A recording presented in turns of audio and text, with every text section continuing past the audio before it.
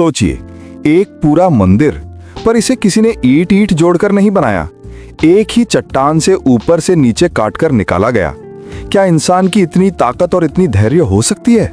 ये बात सुनकर ही रूह कांप जाती है। आज हम बात करेंगे कैलाश मंदिर एलोरा की। कैसे 1200 साल पहले, जब मशीनें तक नहीं थी, उस समय के लोग ने एक पहाड़ी को काटकर ऐसा चमत्कार बना दिया। मैं आपको ले जाऊंगा उस दिन तक जब पहली चोट चली होगी, और उस आखिरी पत्थर तक जब मंदिर सामने आया होगा। और हाँ, अंत में एक सवाल रहेगा, जवाब देना मत भूलना। कहानी शुरू होती है 8वीं सदी में। एक राजा कृष्णराज, राष्ट्रकूटा वंश, उसने कहा होगा, एक ऐसा मंदिर बनाओ जो कैलाश पर्वत जैसा लगे। पर सड़क, क्रेन, डीजल कुछ भी नहीं था। सिर्फ हथौड़ा, छेनी और हजारों कारीगर। वो लोग सीधे चट्टान से नीचे उतरे, ऊपर से नीचे काटते हुए। कल्पना करो, ऊपर से शुरू कर रहे हो और हर बार एक पत्थर हटाते हुए तुम्हें पता होना चाहिए कि पीछे क्या बनेगा। एक भी गलती और सारा काम उसी तरह खत्म। इतने ठंडे, इतने धैर्य वाले काम, ये तकनीक टॉप डाउन एक्सकावेशन आज भी इंजीनियरों को चौंका देती है। वो कितनी चट्टान निकाली? इतिहासकारों के हिसाब से लाखों टन। कुछ लेख बताते हैं कि 2 लाख टन से भी ज्यादा पत्थर हटाया गया।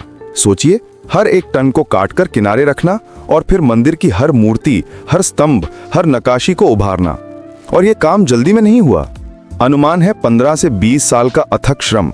सोचिए, पूरे गांव, कारीगरों की पीढ़ियां दिन रात एक ही काम में। किस्मत थी या अद्भुत योजना, जो भी था, परिणाम बताता है कि यहां सिर्फ श्रम नहीं, एक विजन था। पर कहानी में ट्विस्ट है।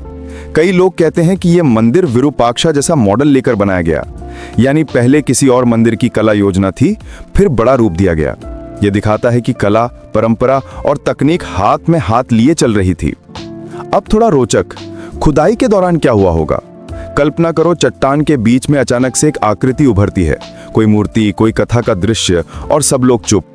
ये मंदिर महाभारत और रामायण के कई दृश्य भी दिखाता है, जैसे पत्थर खुद बोल रहे हों। और इन मूर्तियों की सूक्ष्मता, आंखें, भाव, मां की ममता, सब छेनी की एक नोक से निकली सी लगती है। लेकिन सवाल यही है, इतनी सटीकता, इतनी विशालता, क्या ये सब सिर्फ हाथ के काम से संभव था? कुछ विद्वान कहते हैं योजना बड़ी थी, कारीगरों की संख्या बहुत थी और प्रबंधक इतने अच्छे थे कि उन्होंने हर पत्थर की गिनती रखी।